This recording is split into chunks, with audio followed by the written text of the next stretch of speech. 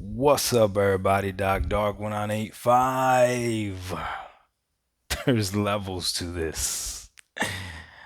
All right, guys, check this out, man. So I just finished being on the round table with shout out King Thrash. He invited me to hop on the round table. It was improv. I was just watching them today right before I went on my run. They invited me to go on. I went on my run, came back, hopped on. Shout out to the whole panel. Shout out to the chat. Okay. The name of the stream or the podcast tonight was Salty Xbox Fan. Something salty about Game Pass being a failure. Now, during the podcast, they were explaining to me as to why Game Pass is a failure. And if you listen to the entire podcast, there's certain points that they make that I agreed with. The reason for me making this video is for when the podcast went left and I deviated from what I know and I tried to speak on something that really doesn't pertain to me. And I even said during the podcast, damn, you guys are taking me out of my element. And I made the very big mistake of arguing business, of bringing up numbers, of bringing up net worth and liabilities and talking about things that I really don't know about and things that I really shouldn't be concerned about as a gamer. Now, I've always had the theme of why do you care about numbers? Why do you care about about the business side of anything? And I guess that's a conversation to be had with somebody else that also cares about the business side. I gotta be honest with you. I really don't care. And I should have just stuck with the gaming side because the reality is if Game Pass is failing as a business, as of right now, it's not affecting me at all. If Game Pass is failing as a business, logically, Sony probably sees that as well. Nintendo probably sees that as well. And they probably wouldn't copy what a failing business model. That would make Sony and Nintendo both stupid if they followed a failing business model.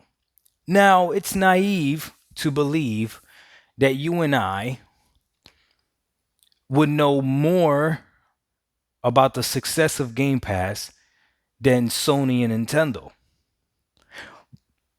So I guess the problem I have is when people try to act like Game Pass is the doom for all gaming and it's a horrible idea and it's failing, yet that's still going to influence Sony and Nintendo. Now, if that's not what's going to happen, then let Game Pass fail. Like, why does it matter? And that's why I messed up because that should have been my position in the podcast. And be like, so okay, so Game Pass is failing. Let it fail. Let Game Pass fail. When is it failing? Is it failing next week, next year, 4 years from now? When is it failing? Let it fail. If you stick to arguing as a gamer from your perspective, because that's another thing, you can't speak for every single gamer. But if you stick to arguing as a gamer from your perspective, you will never be wrong because it's your perspective. So I'll give you an example. I was already a gamer that was not going to pay, that I hated paying over $20 for a game. I've said this plenty of times. I hated paying over $20 for a game. So $20 was usually my cap. So I've been a gamer that's been used to playing old games because if I'm only paying $20 for a game, then I'm waiting for that game to drop in price.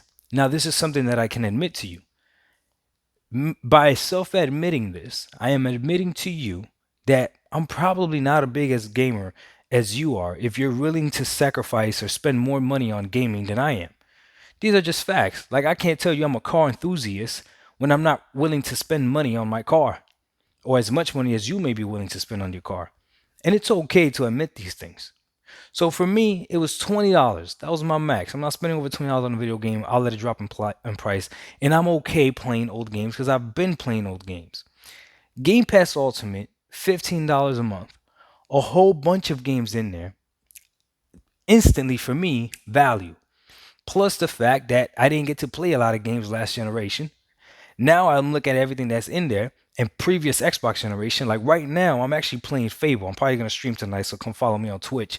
Watch me play some Fable, the first Fable, and I'm enjoying it. And it's on Game Pass. So when I look at Game Pass, people ask, "What do you see on Game Pass?" I see a whole bunch of games that I haven't played and that I'm enjoying it. Man, I somebody said, "Doc, you just got bad taste in games," but I haven't played a bad game in a long time, and that includes Crossfire X. I actually enjoyed the campaign of Crossfire X. I'm not lying to you, I'm being honest with you. Okay? Shout out to Royal. Royal was on that panel. And Royal said he's an Xbox fan, and he mentioned how, shout out to Fatal as well. Man, I can't remember my man who was also on there.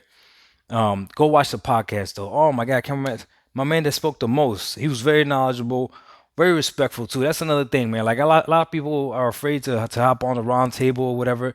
Look, man, every time I've been on there, including King Thrash, the entire panel, and I've been on there with different panels, that I've never felt disrespected or like I couldn't speak my mind or anything like that. So for anyone that's afraid to hop on or is cautious about hopping on, yeah, just hop on.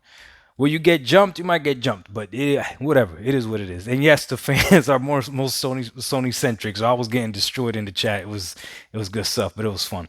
But anyways, regardless, there were I felt at home there. Okay, even though I'm an Xbox by self admission. Okay, but regardless, one of the Xbox people, Royal, that was on the panel, mentioned how he's an Xbox fan, Xbox Series X fan, who doesn't have Game Pass, who actually bought games and buys games. And what he said is that a lot of the games that he saw on Game Pass, he's already played. So to him, it doesn't look like a value.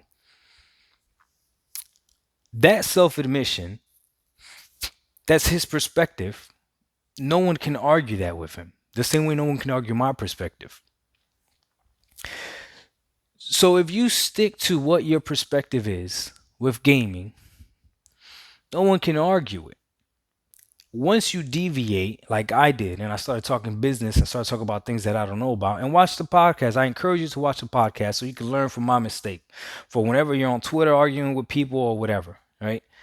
And then realize this. I don't like when people talk about the business side of gaming because I don't see how that pertains to a gamer. But the reality is that some people are intrigued by that side of gaming, and that's okay. Let them be intrigued. Let them have their battles. But all I'm going to say to you is this. I'm going to respect that you like the business side of gaming and that you talk about the business side of gaming.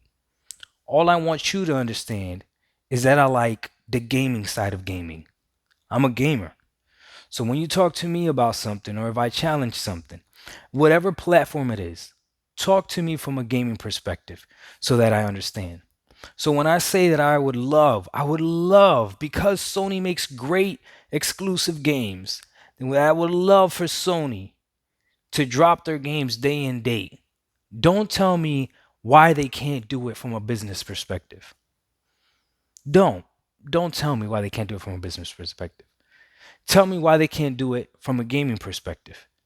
And if there is no reason why they can't do it from a gaming perspective, it's okay for you to tell me it's because they care about money. And then just leave it at that. Then just leave it at that. Dog 1985. There's levels to this, and there's levels to how you argue, how you debate. You got to stick to what you know. Lesson learned. Shout out to the whole round table, King Thrash and the panel. Hey man, they got me today, but it was my own fault. It is what it is. We out. Peace.